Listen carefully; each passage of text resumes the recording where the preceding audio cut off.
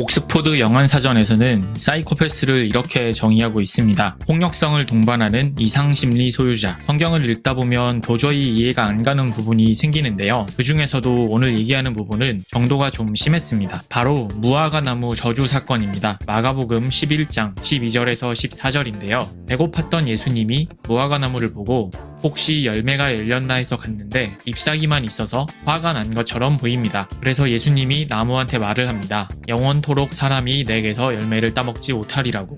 근데 뭐라고 적혀 있냐면 무화과의 때가 아니라고 적혀 있습니다. 그 다음에 15절에서 19절에 성전 정화 사건이 기록된 후 다음날 아침에 방금 그 나무가 뿌리째 말라있는 것을 보고 베드로가 말합니다. 라삐어 보소서. 저주하신 무화과 나무가 말랐나이다. 감히 예수님께 불경하게 신성모독적으로 사이코패스라는 단어를 붙여 하신 분들이 있을지도 모르겠는데요. 자, 우리 계급장 떼고, 아니 예수님 떼고 생각해봅시다. 예를 들어 제가 엄청나게 존경하는 교수님이 있는데 같이 어디 세미나에 갔다가 밤늦게 돌아오는 길에 교수님이 배가 고프다는 거예요. 그래서 눈앞에 보인 어느 식당을 갔는데 영업을 안 하고 있는 거죠. 식당 영업시간이 아니니까 당연한 건데 교수님이 갑자기 막 화를 내면서 이 집에 다시는 손님이 없을 거라고 그러는 모습을 보면 저는 존경하는 교수님이지만 이 사람 뭐지? 정상이 아닌가? 사이코패스인가? 솔직히 이럴 것 같단 말이죠. 제가 개인적으로 중요하게 생각하는 구절이 있는데 베드로전서 3장 15절에 너희 속에 있는 소망에 관한 이유를 묻는 자에게는 대답할 것을 항상 예비하되, 세번역에서는 여러분이 가진 희망을 설명하기 주기를 바라는 사람에게는 언제나 답변할 수 있게 준비를 해두십시오 라는 부분인데요. 소망에 관한 이유뿐만 아니라 좀 더 광의적으로 생각을 했을 때 교회 내에 같은 신자 그룹이나 혹은 비신자인데 성경을 읽다가 이건 대체 뭐야 도저히 이해가 안 가 했을 때 답변할 수 있는 말이 있어야 한다고 생각하거든요. 그런데 이 구절은 도저히 뭐라 할 말이 없는 그런 구절이었습니다.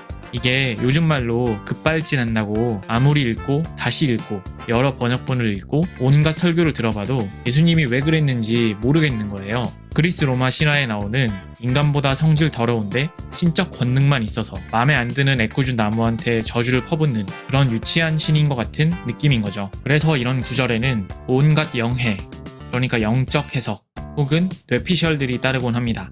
대충 넘어가긴 하겠는데 설명은 전혀 되지 않은 것 같은 그런 부분이었습니다. 그런데 이 구절은 홍길동전, 심청전, 춘향전 같은 이야기를 읽을 때 당시 사회문화적인 것들을 알고 읽어야만 보이는 것들이 있듯이 그쪽 지방의 사회문화적인 것을 알고 읽으면 전혀 이상하지 않은 구절입니다. 이제부터 본격적인 설명 들어갑니다. 에스키모 말에는 눈, 영어로는 스노우 관련 단어가 수십 가지 있다는 말을 들어보셨나요? 영어에도 한국어에도 무화과를 뜻하는 언어는 하나입니다. 참고로 무화과는 없을무, 꽃화, 실과 과자로서 꽃이 없는 열매라는 뜻인데요. 사실 우리가 열매라고 생각하는 먹는 붉은 부분이 무화과의 꽃입니다. 무화과 열매의 과즙은 무화과 꽃의 꿀이고요. 이건 TMI였고 히브리어에는 무화과 열매를 뜻하는 단어가 2개 있습니다. 가장 먼저 열리는 첫 열매 무화과는 파게, 이후에 열리는 무화과 열매들은 테에나입니다. 무화과는 건기와 우기 중 우기에는 열매를 맺지 않아요. 6개월 동안은 겨울 모드입니다. 그리고 첫 열매인 파게를 맺은 후 이후 계속해서 다음 열매인 테에나를 여러 번 맺습니다. 첫 열매인 파게가 맺히는 시기는 우리식으로 말하면 보릿고개인데요. 추석이 있는 9월, 10월쯤에 벼를 추수하고 보리를 심는데 이게 수확하려면 내년 5월에서 6월이 되어야 했거든요. 그 전에 추수한 쌀이 바닥나면 먹을 게 없잖아요. 이스라엘의 가난한 농부들도 이런 식의 보릿고개를 맞는 상황에 마침 딱 하고 열리는 게 무화과의 첫 열매, 파게였습니다. 붕어빵을 너무 좋아하는 사람이 마침내 날이 추워져서 거리에서 붕어빵을 만났다고 생각해보세요. 얼마나 반가워하고 설레면서 다가갈까요? 파게는 그런 반가움과 설렘이 있는 무화과 나무의 첫 열매를 말하는 것이었습니다. 근데 첫 열매라서 당도도 떨어지고 크기도 작아서 상품성이 낮았어요. 이걸 일일이 따줘야지 다음 열매인 테에나가 맺히는데 인건비 대비 수익성이 떨어졌습니다. 그래서 당시 과수원 주인들은 지나가는 사람들이 파게를 먹을 수 있게 내버려 두었습니다. 식량이 절대적으로 부족했던 고대 사회에 가난한 사람들에게는 아주 기쁜 소식이죠. 이런 맥락을 가지고 호세아 9장 10절을 읽어보면 느낌이 달라집니다. 옛적에 내가 이스라엘을 만나기를 광야에서 포도를 만남같이 하였으며 너희 조상들을 보기를 무화과나무에서 처음 맺힌 첫 열매를 봄같이 하였거늘. 고속도로에서 화장실이 급한데 또는 배가 너무 고픈데 휴게소가 나오면 반갑잖아요. 날씨가 추워져서 붕어빵을 만나면 반갑잖아요. 그렇게 하나님 입장에서 첫 열매인 이스라엘 백성을 보았을 때 기쁨을 표현하는 말이었습니다. 자, 이제 예수님의 언행이 다르게 보입니다. 신약 성경은 헬라어로 기록되었는데요. 한국어 성경으로 번역된 영어 성경의 근간인 헬라어에도 파게와 테에나를 구분하는 언어가 없었습니다. 히브리어에서는 구분되어 있는 파게나 테에나가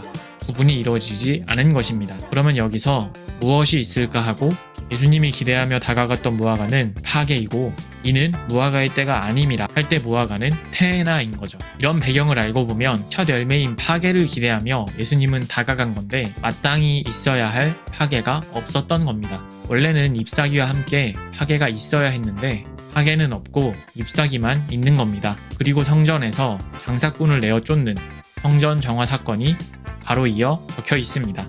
하나님이 열방의 첫 열매로 기대하셨던 이스라엘이 잎사귀만 무성하고, 그러니까 종교 행위만 무성하고 마땅히 있어야 할 첫 열매가 없었던 것입니다. 잎사귀만 있고 첫 열매 없던 무화과 나무가 상징하던 것은 종교 장사꾼들이 폭리를 취하고 있는 예루살렘 성전을 완벽하게 나타내고 있었습니다. 첫 열매를 맺지 못한 무화과 나무는 뿌리가 말랐고, 예루살렘 성전은 AD 73년 돌 위에 돌 하나도 남지 않고 무너집니다. 정리하겠습니다. 예수님은 사이코패스가 아니었습니다.